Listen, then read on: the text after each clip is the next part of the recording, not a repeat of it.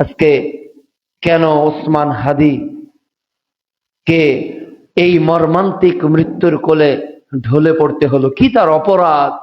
সে কি চাঁদাবাজি করত? সে কি নারীর প্রতি ইফটিজিং করত? সে কি চেয়েছিল? চেয়েছিল সোনার বাংলার এই মাটির টুকরো যাতে শকুনদের আঘাত প্রাপ্ত না হয়। এটাই কি হাদির অপরাধ ছিল? এটাই কি তার অপরাধ ছিল? ছোট্ট ওই মাসুম শিশুটা আর কাকে আব্বা বলে ডাকবে? কাকে আব্বা বলে ডাকবে? কত টকশোতে বলেছে, ভাই আমি চলে গেলে আমার সন্তানটাকে একটু আপনারা দেখেন, আমি যদি মারা যাই আমার সন্তানটাকে একটু দেখেন আপনারা। কি মহব্বত ছিল এই লোকটার দেশের প্রতি। এ বাংলাদেশের 18 কোটি মানুষের তিনি স্বাধীনতা চেয়েছিলেন। ইনসাফ আদলের এক রাজ তিনি কায়েম করতে চেয়েছিলেন। গোটা বাংলাদেশের পরাধীনতার শৃঙ্খলকে ভেঙে চুরমার করে স্বাধীন দেশের স্বাধীন মানচিত্রকে তিনি বিশ্বের মুখে আবার জাগ্রত করতে চেয়েছিলেন। কিন্তু টার্গেট পড়ে গেছেন হাদি। শুধু হাদি না, তাদের টার্গেটে এরকম আরো কিছু লোক রয়েছে যারা তাদেরকে হত্যা করবে। মৃত্যুর কয়েকদিন আগেও তিনি পোস্ট করেছিলেন তাকে বিদেশ থেকে 10টা নাম্বারে হুমকি দেওয়া হয়েছে। তার মাকে, তার স্ত্রীকে, তার বোনকে ধর্ষণ করা হবে, তার বাবাকে মেরে ফেলা হবে, তাকে হত্যা করা হবে। নিজের স্ত্রী, নিজের বোন, নিজের মার এই ধর্ষণের যে হুমকি, এই হুমকি ধামকি দেওয়ার পরেও হাদিকে তারা থামাতে পারে নাই। কেননা মুসলমান জন্ম নিয়েছে, সে লড়াই করেই মরবে। যদি সে মৃত্যুবরণ করে তাহলে সে শাহাদতের পিয়ালা পান করবে, আর যদি যুদ্ধের মাঠে সে বেঁচে যায় সে গাজী হয়ে ফিরে আসবে। এ হলো ইমানি চেতনা, এ হলো মুসলমানদের ইমানি চেতনা। তার বাবা আলেম, তার বড় ভাই আলেম, তার বড় বোন আলেম। এই আলেমের পরিবারে আল্লাহ এমন এক রত্ন দান করেছিলেন যে শুধু হাদির কণ্ঠ যেন বাংলাদেশের 18 কোটি মানুষের কণ্ঠে পরিণত হয়ে গিয়েছিল। সেই হাদিকে আজকে দুনিয়া থেকে চলে যেতে হলো। আমরা আল্লাহর নিকট প্রার্থনা করি, হে আরশের প্রতিপালক, তুমি ওসমান হাদির ভুলগুলোকে ক্ষমা করে, তুমি তার সৎ আমলগুলোকে কবুল করে, তুমি তার মৃত্যুকে শাহাদতের মর্যাদায় উন্নীত করার তৌফিক দান করো। আল্লাহুম্মা আমিন। আমরা জানি না, এ সান্ত্বনা আমরা হয়তো মুখে বলবো, কিন্তু এ সান্ত্বনা কি আমরা দিতে পারবো? কয়েক মাসের একটা সন্তান, যৌবন শুরু হয়েছে তার স্ত্রীর, আমরা এই বোনকে কি দিয়ে সান্ত্বনা দিব? কোন ভাষা দিয়ে বলবো? আমরা শুধু এতটুকুই বলবো, হে প্রিয় বোন, আল্লাহ তাআলা যেন কিয়ামতের দিন জান্নাতে তোমাদের দুইজনকে একত্রিত করে দেন। আমরা বলবো, আল্লাহ তুমি হাদির সন্তান সহ পরিবারকে জান্নাতে একসঙ্গে থাকার তৌফিক দেন। আল্লাহ, এক হাদি মারা গেছে বাংলাদেশে, তুমি হাজারো হাদিকে তৈরি করে দাও। এদেশের মুসলমান হাদির মতো লক্ষ হাদি জীবন দিবে। হিন্দুত্ববাদীদের কাছে মুসলমান কোনোদিনও মাথা নত করবে না। মুসলমান কখনো আমেরিকার কাছে বিক্রি হয়ে যাবে না। হে 18 কোটি মুসলিম জাতি বাংলাদেশের, হাদির এই মৃত্যুর পরেও যদি তোমরা রাজনীতি নিয়ে, মার্কা নিয়ে এখনো ভাগাভাগি করো, তাহলে এ দেশ আবারও তাদের দখলে চলে যাবে। সতর্ক, সাবধান হয়ে যাও তোমরা। কিসের বিএনপি, কিসের জামাত, কিসের এনসিপি, কিসের চরমনাই, সব ভেঙে এই দেশটাকে তোমরা ইসলামের রাজ কায়েম করো, যাতে কাফেররা, যাতে তাগুতি শক্তির শকুনি চোখ আমরা উপড়ে ফেলতে পারি। এদেশে যারাই চোখ তুলবে তাদের চোখ আমরা উপড়ে ফেলবে। মেজাজ যাতে আল্লাহ তাআলা বাংলাদেশের 18 কোটি মুসলমানকে তৈরি করে দেন। আল্লাহ রাব্বুল আলামিন যেন আমাদের প্রত্যেককে ঈমানকে জাগরত করেন। আমরাও জানি না, প্রতিনিয়ত আমরাও কথা বলছি, আমরাও বলবোই, আমাদের দেহে যতক্ষণ শ্বাস আছে যত জায়গায় আমরা আলোচনা করব ইন্ডিয়ার এই স্বৈরাচারী, ইন্ডিয়ার এই রয়ের বিরুদ্ধে মৃত্যু আমরা কথা বলবো। আমরা আমাদের পরিবারের তোয়াক্কা করি না, আমরা চাই এদেশে ইসলাম টিকে থাক, আমরা চলে যাই, কিন্তু স্বাধীনতার প্রকৃত স্বাদ যাতে 18 কোটি মানুষ পায়, না হলে হিন্দুত্বের যে শৃঙ্খলে 15 বছর আমরা আবদ্ধ ছিলাম, ওই শকুনরা আবার ফিরে আসবে, আবার ফিরে আসবে। আল্লাহ তাআলা এই দেশকে তুমি রক্ষা করার তৌফিক মুসলমানদেরকে দান করো, আমাদের ঈমানকে তুমি জাগ্রত করো, আমাদের শাহাদতের তামান্না আকাঙ্ক্ষা টিকে থাকার তৌফিক দান করো, এবং হকের পক্ষে বলিষ্ঠ কণ্ঠ নিয়ে মৃত্যু টিকে থাকার তৌফিক দান করো। হাদির শেষ ওই কথাটা সে বলছে যে দুনিয়াতে 50 বছর বেঁচে কি লাভ যদি কোনো ইম্প্যাক্ট দুনিয়াতে আমি না তৈরি করতে পারি, যদি আমার দ্বারায় কোনো কাজ কোনো উপকার দুনিয়াতে তৈরি না হয়, ওই 50 বছর বেঁচে আমি কি করব? আর আমি যদি 5 বছর বাঁচি, এই 5 বছরের মধ্যে যদি এমন একটা ইম্প্যাক্ট তৈরি করতে পারি, এমন একটা প্রভাব তৈরি করতে পারি যাতে এই 50 বছরের বেশি কাজ হবে, তাহলে ওই 5 বছরের জীবন আমি চাই, 50 বছরের জীবন আমি চাই না। এর আগেও বাংলাদেশের সেই সময়ের মুফাসসিরে কোরআন আল্লামা দেলোয়ার হোসেন সাইদি, আল্লাহ তাআলা তাকেও জান্নাতুল ফেরদৌস দান করুক, তিনি বলেছিলেন 1,00,000 বছর বিড়ালের মতো বাঁচার চেয়ে সিংহের মতো 1 মিনিট বেঁচে থাকতে চাই। এই আকাঙ্ক্ষা কার থাকবে? মুমিনদের থাকবে।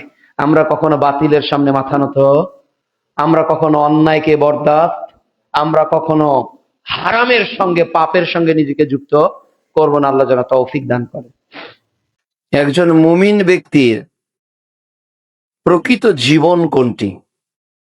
কোন জীবনের কথা আল্লাহ রাব্বুল আলামিন জান্নাতের সুপানে চলার লক্ষ্যে আমাদেরকে বলে দিয়েছেন? পৃথিবীতে বসবাস করছে কিছু মানুষ যাদের কর্ম, যাদের চিন্তা চেতনা পূর্ণাঙ্গ জীবনে কেবল ইসলাম। কিছু মানুষের জীবন যাপন চলমান, যারা প্রেক্ষাপটের আলোকে, সুবিধার আলোকে নিজেকে কখনো ভিতরে কখনো বাইরে রেখে চলে। যে পক্ষে সুবিধা বেশি সে পক্ষেই সে তার জীবনকে অতিবাহিত করে। বিপদ মুসিবত বাধা যখন আসে তখন সেফ এক্সিট দিয়ে নিজেকে আত্মরক্ষা করে। কিছু মানুষের জীবন আছে যে জীবন অতিবাহিত হয় কেবলমাত্র আল্লাহর বিরোধিতার কাজী। এই জীবনে নেই কোনো লক্ষ্য, নেই কোনো উদ্দেশ্য, নেই জান্নাতের তীব্র কোনো আকাঙ্ক্ষা বা বাসনা। মুমিন জীবন সর্বদা আল্লাহর সন্তুষ্টির লক্ষ্যেই চলমান। মুমিন জীবিত থাকে তো আল্লাহর পথে লড়াই করে, মুমিন মৃত্যুবরণ করে তো শাহাদতের পিয়ালা পান করে। প্রত্যেক মুমিনের হৃদয়ে শাহাদতের তামান্না থাকা উচিত। মরতেই তো হবে, এমন মৃত্যু কতজনের ভাগ্যে জোটে যে মৃত্যু আল্লাহর পথে হয়। এমন জীবন কতজনের কাটে যে জীবনের শুরু শেষ আল্লাহর পথে অতিবাহিত হয়ে যায়। এই জীবন কতই না সুন্দর, যে জীবনের প্রতিটি সময় আল্লাহর পথে কেটে যায়। ওই জীবন কতই না উত্তম, যে জীবনের কর্ম আল্লাহর পথে চলমান থাকে। আল্লাহ রাব্বুল আলামিন বলছেন সূরা সাফ অধ্যায় 61 আয়াত 4-এ, আল্লাহ বলছেন ইন্নাল্লাহা ইউহিব্বুল্লাযীনা ইউকাতিলুনা ফী সাবিলিল্লাহ। আল্লাহ রাব্বুল আলামিন ওই সকল মুমিনদেরকে ভালোবাসেন, মহব্বত করেন যারা আল্লাহর পথে লড়াই করে, যারা আল্লাহর পথে প্রচেষ্টা করে। সাফান কাআন্নাহুম বুনিয়ানুম মারসুস, যেন তারা সীসা ঢালা প্রাচীরের মতো আল্লাহর জমিনে আল্লাহর দ্বীনকে প্রতিষ্ঠার লক্ষ্যে, আল্লাহর পৃথিবীতে আল্লাহর বার্তাগুলোকে গোটা বিশ্বময় ছড়িয়ে দেওয়ার লক্ষ্যে যারা কাজ করে, যারা তাদের জীবনকে বিলীন করে দেয়। আল্লাহ তাআলা বলছেন সূরা সফ অধ্যায় 61 আয়াত 10-এ আল্লাহ বলছেন, হে ঈমানদারেরা, ইয়া আইয়ুহাল্লাযীনা আমানু, হে বিশ্বাসী বান্দাগণ, হাল আদুল্লুকুম আলা তিজারাতিন তুনযীকুম মিন আযাবিন আলীম, হে ঈমানদারেরা, আমি কি তোমাদেরকে এমন একটা ব্যবসার কথা বলবো, এমন একটা বিজনেসের কথা তোমাদেরকে বলবো, যে ব্যবসাটা তোমাদেরকে জাহান্নামের আগুন থেকে বাঁচিয়ে দিবে। অর্থাৎ কোন মুমিন ব্যক্তি, কোন মুসলিম ব্যক্তি যদি ওই ব্যবসাটা শুরু করতে পারে, ওই বিজনেসটা আজকে থেকে শুরু করতে পারে, ওই ব্যক্তিকে আল্লাহ তাআলা জাহান্নামের আগুন থেকে সেভ করবেন। সুবহানাল্লাহ। এমন কি ব্যবসা, যে ব্যবসাটা আমাদেরকে জাহান্নামের আগুন থেকে বাঁচাবে, যে ব্যবসাটা করলে আমাদের জীবনটা জাহান্নাম থেকে বেঁচে যাবে। আল্লাহ তাআলা বলছেন, তুমিনুনা বিল্লাহ, তোমরা আল্লাহর প্রতি ঈমান আনবে, আল্লাহর প্রতি বিশ্বাস করবে, ও রাসূলিহি, তার রাসূলের প্রতি বিশ্বাস করবে। তাহলে ব্যবসাটা হলো আমরা প্রথম বিশ্বাস করব রবকে, দ্বিতীয় বিশ্বাস করব আমাদের রাসূলকে, ওয়া তুজাহিদুনা ফি সাবিলিল্লাহ, আর আমরা আল্লাহর পথে যুদ্ধ করব, আল্লাহর পথে লড়াই করব, আল্লাহর পথে প্রচেষ্টা করব। কি দিয়ে? বিআমওয়ালিকুম, তোমাদের সম্পদ দিয়ে, ওয়া আনফুসিকুম, তোমাদের জীবন দিয়ে। এরপর আল্লাহ তাআলা বলছেন, যালিকুম খায়রুল লাকুম, এটাই তোমাদের জন্য উত্তম, এটাই তোমাদের জন্য শ্রেষ্ঠ, এটাই তোমাদের জন্য বেহতারিন, এটা তোমাদের জন্য সবার চেয়ে উত্তম। এরপর আল্লাহ তাআলা বলছেন, ইন কুনতুম তা'লামুন, যদি তোমরা তা জানতে। এই আয়াতে আল্লাহ রাব্বুল আলামিন মুমিন জীবনের পথ কি হবে এটা আল্লাহ স্পষ্ট করেছে। মুমিন জীবন অতিবাহিত হবে আল্লাহর প্রতি বিশ্বাস করে।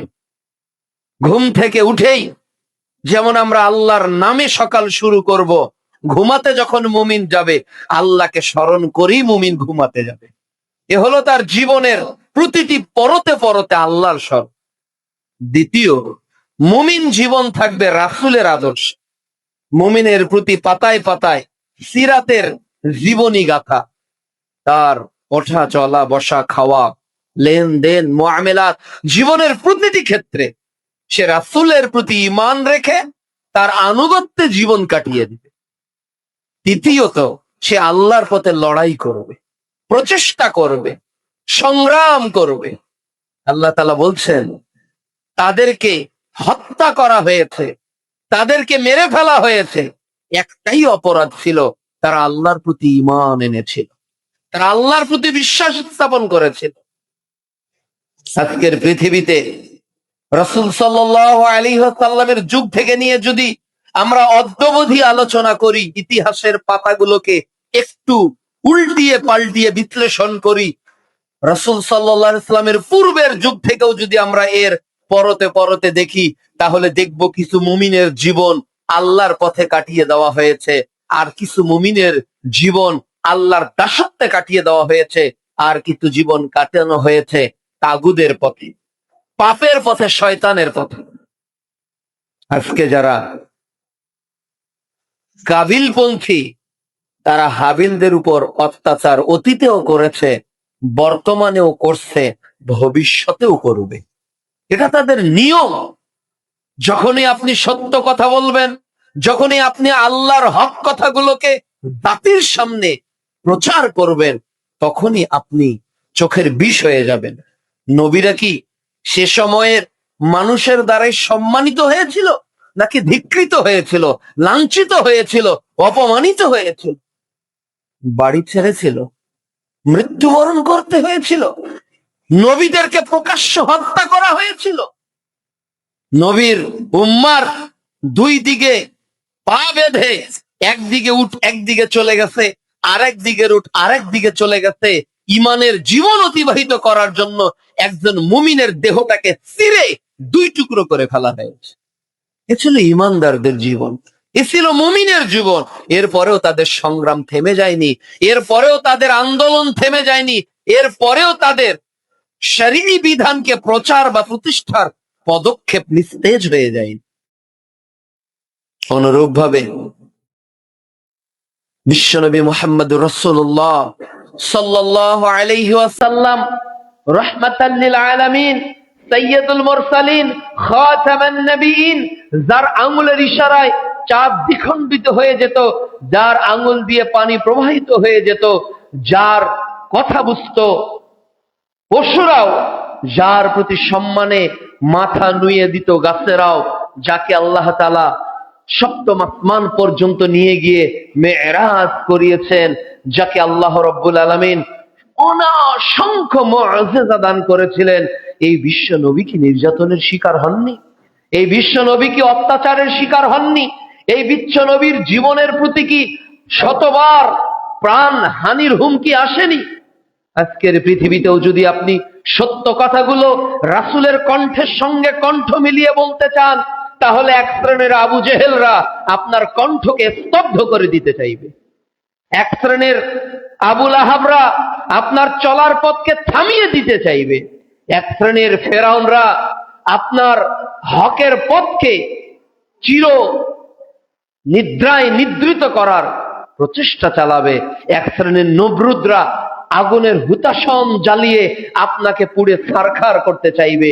কিন্তু মুমিন জীবন্ত আগুনের তোয়াক্কা করে না, মুমিন জীবন্ত ভূমিকম্পের তোয়াক্কা করে না, মুমিন জীবন্ত ফাঁসির তোয়াক্কা করে না, মুমিন জীবন্ত বুলেটের তোয়াক্কা করে না, মুমিন জীবন্ত আঘাতের তোয়াক্কা করে না।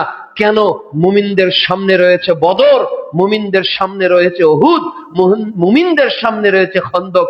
তারা সামনের সুপানে জান্নাতের লক্ষ্যে এগিয়ে যেতে চাইলে দুনিয়ার কাউকে তারা পরোয়া করে না। এই গতিতে যখন আমরা চলছি, মুসলমানরা চলছে, আমাদের কণ্ঠের সঙ্গে যখন কারো কণ্ঠ মিলে যাচ্ছে, আমাদের বাণীর সঙ্গে যখন কারো বাণী মিলে যাচ্ছে, তখন সে দেশের শত্রু হয়ে যাচ্ছে, তখন সে ভারতের শত্রু হয়ে যাচ্ছে, তখন সে দিল্লির শত্রু হয়ে যাচ্ছে, তখন সে পাশ্চাত্যের এই আধুনিক সভ্যতার শত্রু হয়ে যাচ্ছে। বাংলাদেশ নামে ছোট্ট রাষ্ট্রে আজ আমরা অনিরাপত্তায় জীবন যাপন করছি। কে কখন কিভাবে মৃত্যুবরণ করব আমাদের জীবনের কোনো যেন হিসাব আজকে নেই। তাহলে কি আমরা ভীত হয়ে যাব?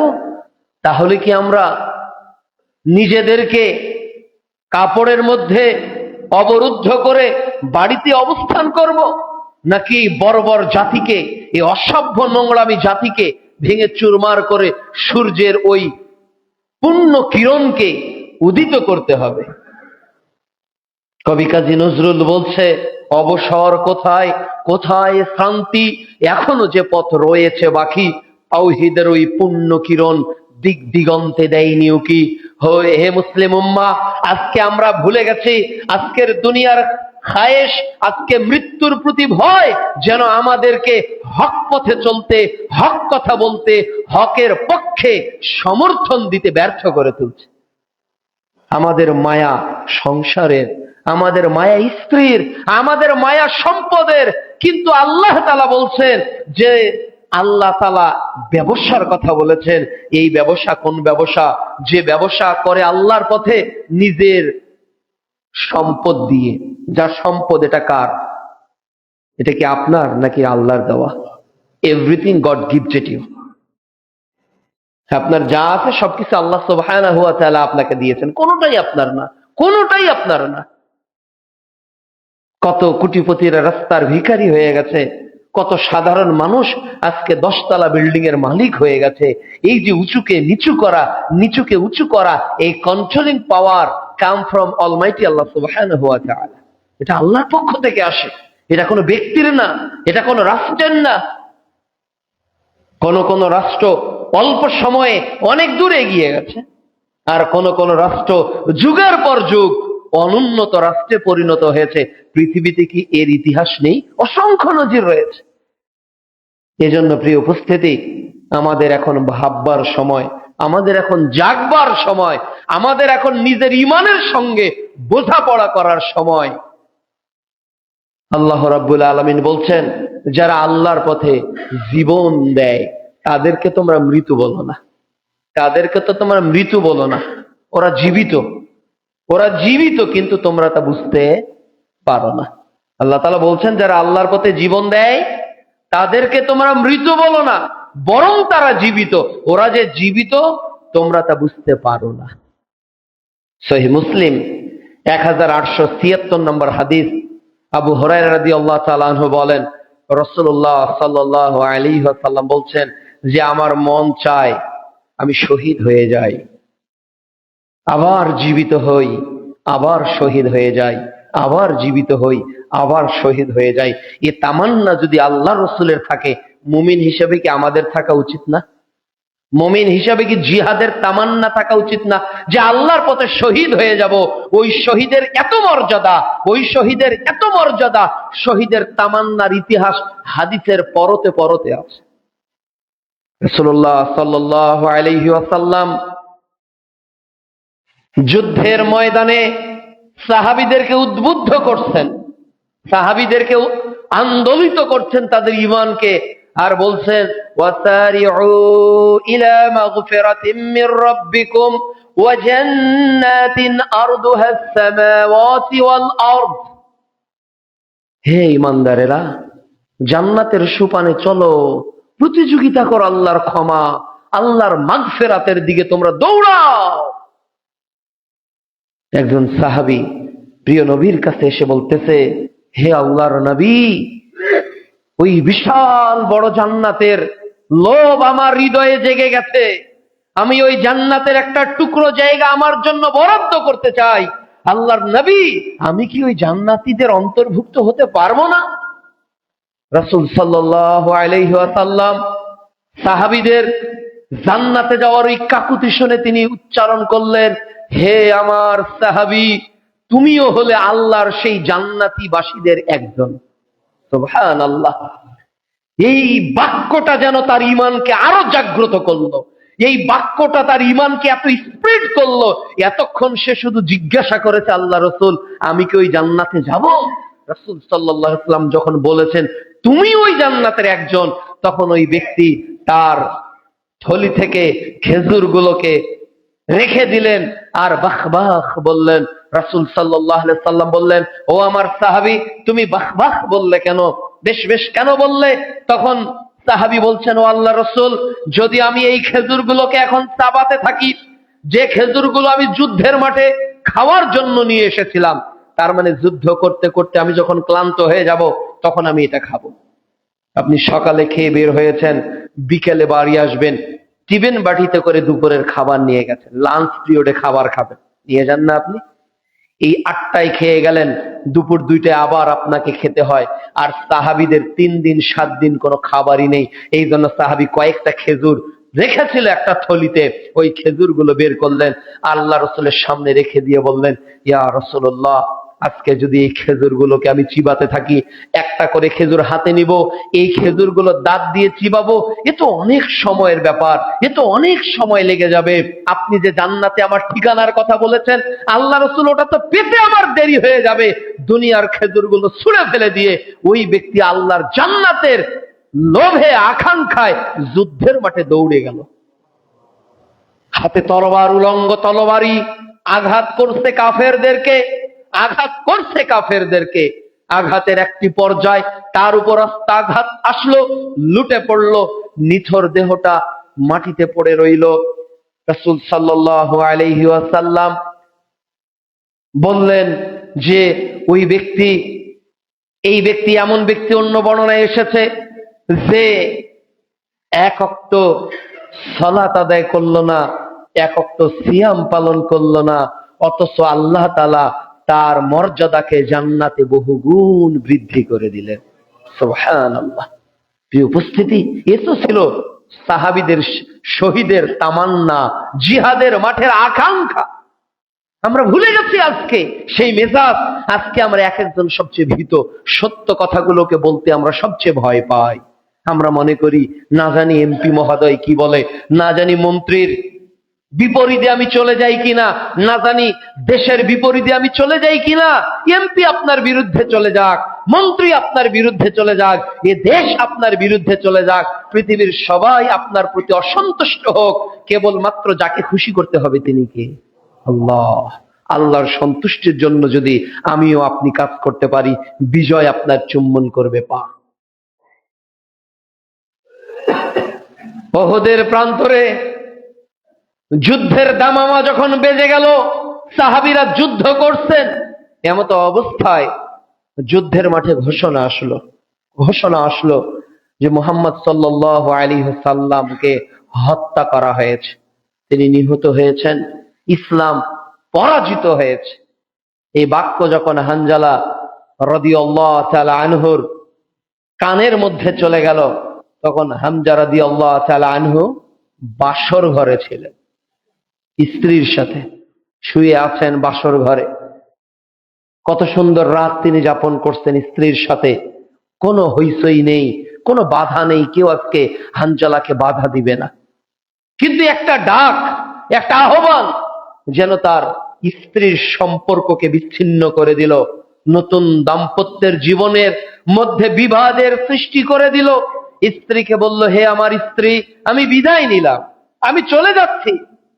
ইসলাম বিজয় লাভ করবে না, ইসলাম পরাজয় লাভ করবে, আর আমি তোমার সঙ্গে গল্প করব, তোমার সঙ্গে আমি শুয়ে থাকবো, এটা হতে পারে না। হানজালা রাদিয়াল্লাহু তাআলা আনহু যুদ্ধের মাঠে চলে গেলেন। যুদ্ধ করতে করতে করতে করতে হানজালা অসংখ্য কাফেরকে জাহান্নামে নিক্ষিপ্ত করার পর নিজেও শাহাদতের পিয়ালা পান করে মৃত্যুবরণ করলেন। যুদ্ধের মাঠ, হানজালা রাদিয়াল্লাহু তাআলা আনহুর স্ত্রী যুদ্ধের মাঠের দিকে চলে যাচ্ছেন, মৃদু মৃদু পায়ে তিনি হেঁটে চলছেন, অস্ত্রসিক্ত নয়নে তিনি চলমান। হানজালা রাদিয়াল্লাহু তাআলা আনহুকে যুদ্ধের মাঠে আল্লাহ রাসূল সাল্লাল্লাহু আলাইহি ওয়াসাল্লাম দেখেছিলেন। সব সাহাবী যারা জীবিত তাদেরকে আমি দেখছি, যারা শহীদ হয়েছে নিহত তাদেরকেও আমি দেখছি, কিন্তু আমার প্রিয় হানজালার লাশটা কোথায়?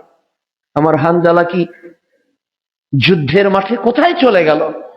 যে হানজালা বীর বিক্রমে যুদ্ধ করলো, এই হানজালার লাশ হঠাৎ করে কোথায় চলে গেল? মুহাম্মদ সাল্লাল্লাহু আলাইহি ওয়াসাল্লাম হানজালার লাশ খুঁজতে থাকলেন, আর স্ত্রীর নিকট থেকে তিনি জানতে পারলেন যে হানজালা দ্বীনের মহব্বতে, ইসলামের মহব্বতে, আল্লাহর এই ব্যবসাকে অর্জন করার জন্য, যে ব্যবসার প্রতিদান আল্লাহ তাআলা জান্নাতে দিতে চেয়েছেন, ওই ব্যবসাকে অর্জন করার জন্য হানজালা স্ত্রীর সঙ্গে তার জৈবিক চাহিদা পূরণ করেছেন বটে, কিন্তু যুদ্ধের মাঠে পরাজয়ের খবর শুনে তিনি ফরজ গোসল করবেন এমন সময়টুকু আর নিজের মধ্যে দেওয়ার প্রয়োজন মনে করেন নাই। যুদ্ধের মাঠে তিনি ছুটে চলে গেছেন। হানজালার লাশ যখন কোথাও খুঁজে পাওয়া যাচ্ছিল না, তখন একটি জায়গায় দেখা গেল যে হানজালা রাদিয়াল্লাহু তাআলা আনহুর চুল থেকে টপ টপ টপ টপ করে পানি পড়ছে। আল্লাহ রাব্বুল আলামিন হানজালা রাদিয়াল্লাহু তাআলা আনহুর এই জিহাদে, এই শাহাদতে, আল্লাহর পথের এই ব্যবসাতে এত খুশি হয়ে গেছে যে হানজালা রাদিয়াল্লাহু তাআলা আনহুকে আল্লাহ তাআলা যে গোসল করার প্রয়োজন, এটা আল্লাহ তাআলা ফেরেশতা দিয়ে গোসল করিয়ে নিয়েছে। সুবহানাল্লাহ। এমন একটা শাহাদতের তামান্না কি হৃদয়ে থাকা উচিত না? এমন একটা বাসনা থেকে আমাদের হৃদয়ে থাকা উচিত না? আল্লাহ রাব্বুল আলামিন বলছেন যে যদি তোমরা এই ব্যবসাটা করতে পারো, কি ব্যবসা? যে ব্যবসায় আল্লাহর প্রতি ঈমান থাকে, যে ব্যবসায় রাসূলের প্রতি ঈমান থাকে, যে ব্যবসা আল্লাহর পথে লড়াই করে, সংগ্রাম করে, জীবনকে কাটিয়ে দেয় সম্পদ দিয়ে ও জীবন দিয়ে। আল্লাহ তাআলা বলছেন যদি তোমরা জানতে এই ব্যবসা করতে, এই ব্যবসার প্রতিদান কি? আল্লাহ তাআলা বলছেন ইয়াগফির লাকুম যুনুবাকুম, তোমরা যদি এই ব্যবসাটা শুরু করে দিতে পারো, আমি আল্লাহ তাআলা বলছি ইয়াগফির লাকুম যুনুবাকুম, তোমাদের জীবনে যত পাপ করেছো, তোমাদের জীবনে যত অপরাধ করেছো, তোমাদের জীবনে যত অন্যায় পকিলতায় তুমি নিজেকে ডুবে রেখেছিলে, কিন্তু তোমার শাহাদতের তামান্না, আল্লাহর পথে লড়াইয়ে, তোমার এই ব্যবসায় প্রথম প্রতিদান আল্লাহ তাআলা তোমাকে ও আমাকে যেটা প্রতিদান দেওয়ার ওয়াদা করেছে, সেটা হলো প্রথম, আল্লাহ তাআলা আমাদের জীবনের যাবতীয় পাপকে ক্ষমা করে দেবেন। সুবহানাল্লাহ, কত সুন্দর ব্যবসা, কত সুন্দর ব্যবসা, যার প্রথম লাভই হলো জীবনের সব গুনাহ খাতাকে আল্লাহ মাফ করে দেবে। এরপর ويدخلكم جنات تجري من تحتها الأنهار, আর আল্লাহ তাআলা আমাদেরকে প্রবেশ করাবেন তার অতীব উত্তম জান্নাতে। সুবহানাল্লাহ, যে জান্নাতের পাশ দিয়ে আল্লাহ তাআলা নহর প্রবাহিত করেছেন, নদী বয়ে গেছে, এমন একটা জান্নাত আপনার জন্য। যদি হৃদয়ে কেবল আল্লাহর দ্বীন প্রতিষ্ঠার তামান্না থাকে, যদি হৃদয়ে কেবল ওই ব্যবসাটা করার আগ্রহ আপনার মধ্যে থাকে, এরপর আল্লাহ রাব্বুল আলামিন বলছেন যে আল্লাহ তাআলা যে জান্নাত দিবেন, যে এই জান্নাতটা হলো, এই জীবনটা হলো যালিকাল ফাউজুল আযীম, এই জীবনটাই হলো সফল। এই জীবনটা কি সফল? এই জীবনটার সুপানে আপনাকে ও আমাকে প্রতিনিয়ত সময়কে অতিবাহিত করতে হবে। আল্লাহ রাব্বুল আলামিন সূরা তাওবার 111 নম্বর আয়াতে বলছেন যে আল্লাহ তাআলা, নিশ্চয়ই আল্লাহ তাআলা, ইন্নাল্লাহা আশতারা মিনাল মুমিনিনা আনফুসাকুম বিআমওয়ালিকুম বিআন্না লাহুমুল জান্নাহ, আল্লাহ তাআলা মুমিনদের জান আর মাল কিনে নিয়েছেন। আল্লাহ মুমিনকে বলেছে, মুমিন তোমার জানটা আমাকে দাও, তোমার মালটা আমাকে দাও, বিনিময়ে আমি আল্লাহ তোমাকে জান্নাত দিয়ে দেব। সুবহানাল্লাহ। তাহলে আল্লাহ আমাদের কাছে দুইটা জিনিস চাচ্ছে, একটা আমাদের অর্থ, সম্পদ, সময়, এটা আল্লাহ চাচ্ছে। মানে সম্পদ, সম্পদ কি আপনার সময়টা আপনার সম্পদ, আপনার জীবনটাও আপনার সম্পদ, আপনার চলমান প্রক্রিয়া কার্যাদি সবই আপনার সম্পদ। আল্লাহ তাআলা আপনার কাছে দুইটা জিনিস চাচ্ছে, এক, আপনার সম্পদ আল্লাহর পথে বিলীন করেন, বিলীন করেন। সাহাবীরা করেছে। বদরের যুদ্ধে রাসূল সাল্লাল্লাহু আলাইহি ওয়াসাল্লাম সাহাবীদেরকে ডাকলেন যে আজকে বদরের প্রান্তে যেতে হবে, তোমরা কি দিতে পারবে দাও। ওমর রাদিয়াল্লাহু তাআলা আনহু বললেন যে এটাই আমার জন্য একটা উত্তম সুযোগ, আমি তো আবু বকরকে কখনো হারাতে পারি না, আজকে আবু বকরকে আমি হারাবো। ওমর রাদিয়াল্লাহু তাআলা আনহু রাসূল সাল্লাল্লাহু আলাইহি ওয়াসাল্লামের নিকট এসে দান করলেন। কতটুকু দান করলেন?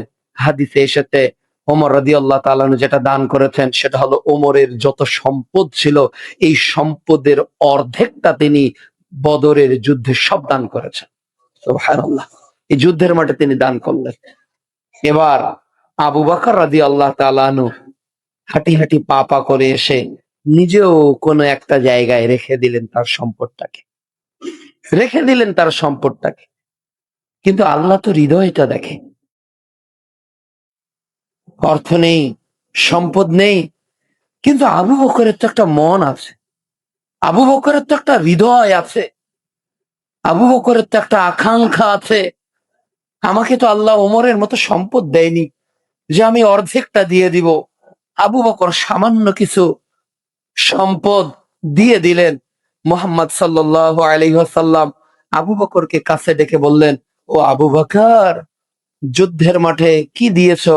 এ প্রশ্ন আল্লাহ তাআলা রাসূল সাল্লাল্লাহু আলাইহি ওয়াসাল্লাম আবু বকরকে করলেন না, বরং প্রশ্ন করলেন উল্টো, আবু বকর বাড়িতে কি রেখে আসলে?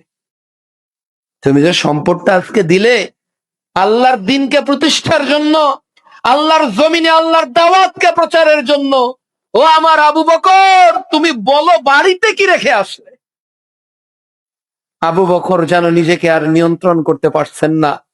আবু বকর বলছেন, আল্লাহ রাসূল, আবু বকরের বাড়িতে জাগতিক সম্পদ যা ছিল সব এখানে দিয়ে আবু বকরের বাড়িতে কেবল আল্লাহ আর রাসূল ছাড়া যা সম্পদ ছিল আবু বকর সব যুদ্ধের ময়দানে দান করেছে। সুবহানাল্লাহ। এই বাক্যটাকে কি পৃথিবীর কোন সম্পদ দিয়ে মেজারমেন্ট করা সম্ভব? পৃথিবীর কোন টাকা, পৃথিবীর কোন কয়েন, পৃথিবীর কোন দিনার, পৃথিবীর কোন কিছু দিয়ে আবু বকর বলছে, ইয়া রাসূলুল্লাহ, আবু বকর যেটা দান করলো, আবু বকরের বাড়িতে সম্পদ বলে আর কিছু নেই, যা ছিল আবু বকর সবই দিয়ে দিল। সুবহানাল্লাহ। প্রিয় উপস্থিতি, এটাই তো আল্লাহ চায়, এটাই তো আল্লাহ চায় যে মুমিন আল্লাহর পথে কি দান করে আমি মানুষকে সম্পদ দিয়ে পরীক্ষা করব, মানুষের সম্পদ কেড়ে নিয়ে আমি পরীক্ষা করব। আল্লাহ তাআলা সূরা আনফাল অধ্যায় 8:28 বলছে যে আমি তোমাদেরকে পরীক্ষা করব, তোমাদের সন্তান সন্ততি ও সম্পদ তোমাদের জন্য হলো পরীক্ষা। আল্লাহ তাআলা পরীক্ষা করবেন আমরা পাশ করতে পারি কিনা, আমরা পাশ করতে পারি কিনা, আমরা এই যুদ্ধের মাঠে টিকতে পারি কিনা। আল্লাহ তাআলা ওটাই বলছেন সূরা তাওবার 111 নম্বর আয়াতে, আমি মুমিনদের জীবনকে আর মুমিনদের সম্পদকে নিয়েছি, বিনিময়ে আমি মুমিনদেরকে জান্নাত ফেরদৌস দিয়ে দেব। সুবহানাল্লাহ। প্রিয় উপস্থিতি, মুমিনদের জীবনে আকাঙ্ক্ষা থাকতে হবে জিহাদের, বাসনা থাকতে হবে জিহাদের।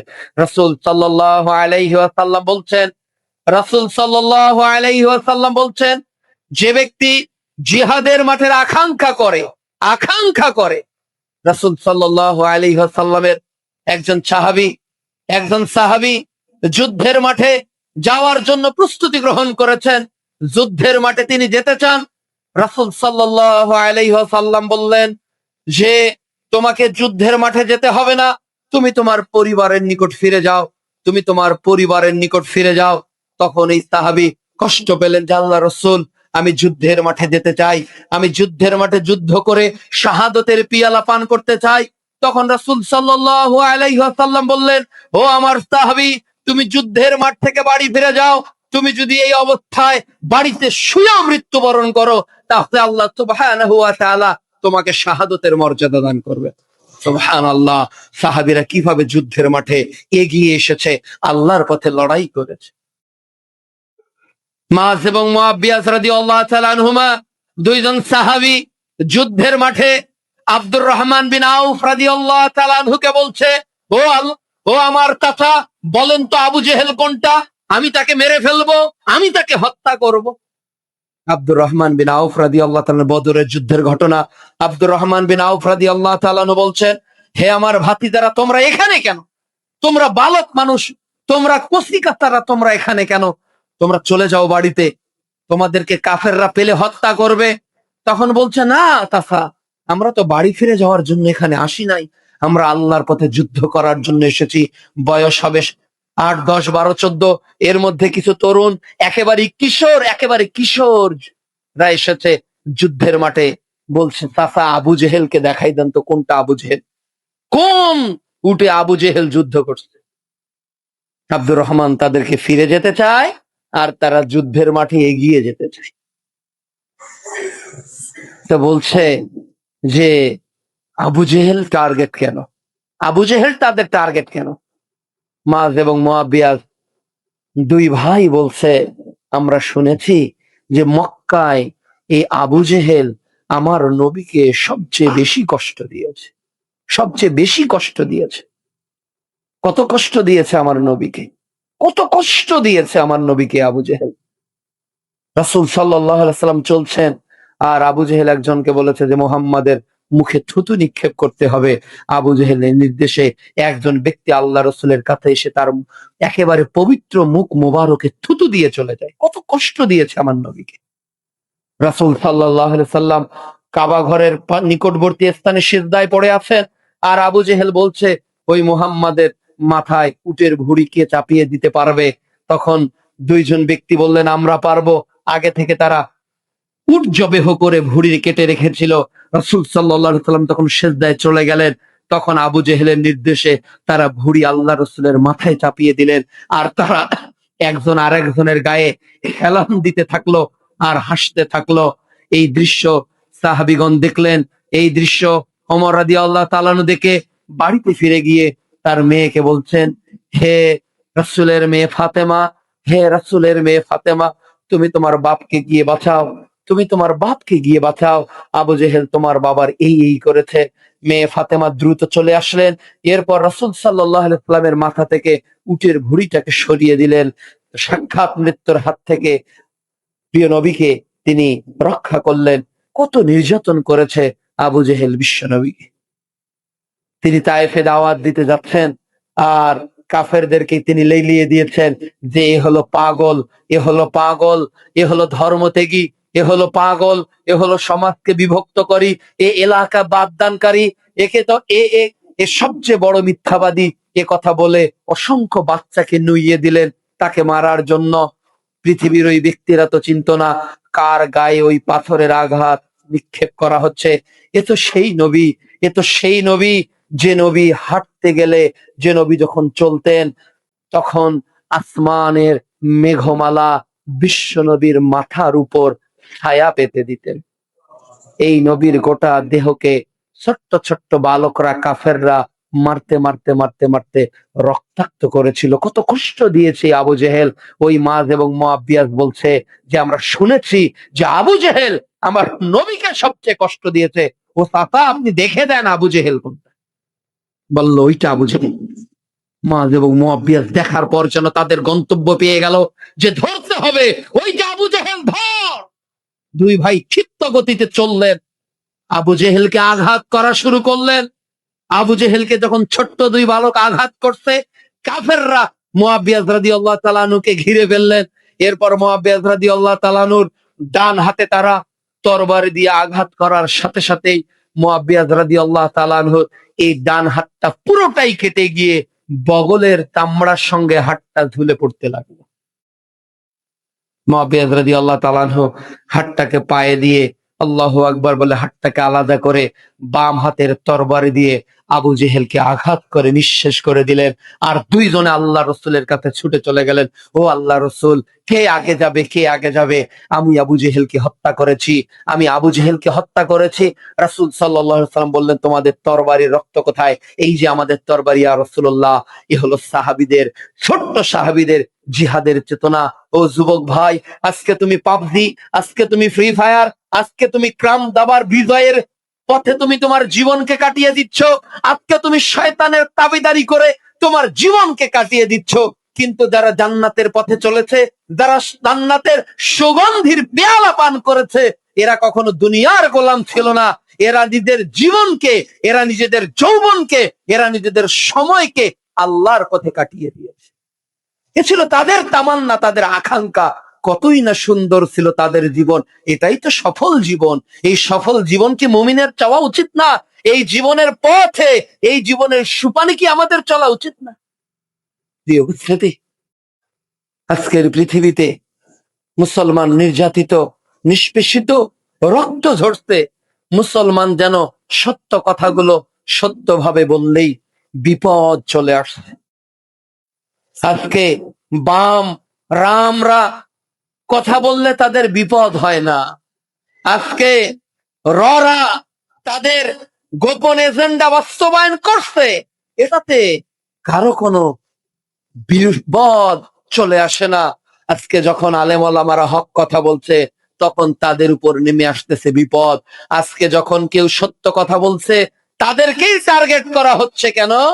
বাংলাদেশ মেধা শূন্য করার একটা দীর্ঘমেয়াদী প্ল্যান বাংলাদেশে চলমান, দীর্ঘমেয়াদী পরিকল্পনা চলছে। বাংলাদেশকে ধ্বংস করার জন্য মেধাবীদেরকে ধ্বংস করা হচ্ছে, মেধাবীদেরকে নিঃশেষ করা হচ্ছে। আজকে কেন ওসমান হাদি কে এই মর্মান্তিক মৃত্যুর কোলে ঢলে পড়তে হলো? কি তার অপরাধ? সে কি চাঁদাবাজি করত? সে কি নারীর প্রতি ইফটিজিং করত? সে কি চেয়েছিল? চেয়েছিল সোনার বাংলার এই মাটির টুকরো যাতে শকুনদের আঘাত প্রাপ্ত না হয়। এটাই কি হাদির অপরাধ ছিল? এটাই কি তার অপরাধ ছিল? ছোট্ট ওই মাসুম শিশুটা আর কাকে আব্বা বলে ডাকবে? কাকে আব্বা বলে ডাকবে?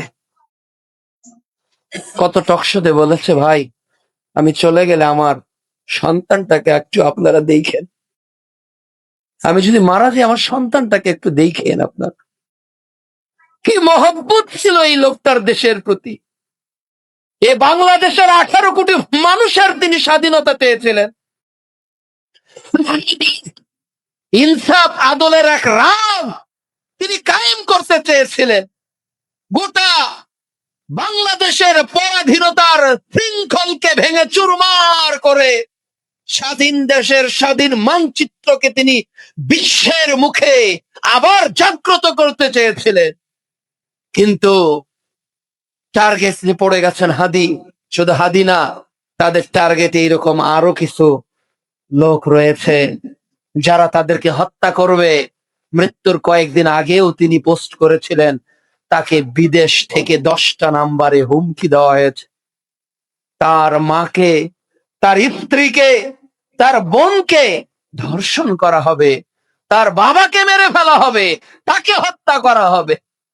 নিজের স্ত্রী, নিজের বোন, নিজের মার এই ধর্ষণের যে হুমকি, এই হুমকি ধামকি দেওয়ার পরেও হাদিকে তারা থামাতে পারে নাই। কেননা মুসলমান জন্ম নিয়েছে, সে লড়াই করেই মরবে। যদি সে মৃত্যুবরণ করে তাহলে তো শাহাদতের পিয়ালা পান করবে, আর যদি যুদ্ধের মাঠে সে বেঁচে যায় সে গাজী হয়ে ফিরে আসবে। এ হলো ইমানি চেতনা, এ হলো মুসলমানদের ইমানি চেতনা। তার বাবা আলেম, তার বড় ভাই আলেম, তার বড় বোন আলেম।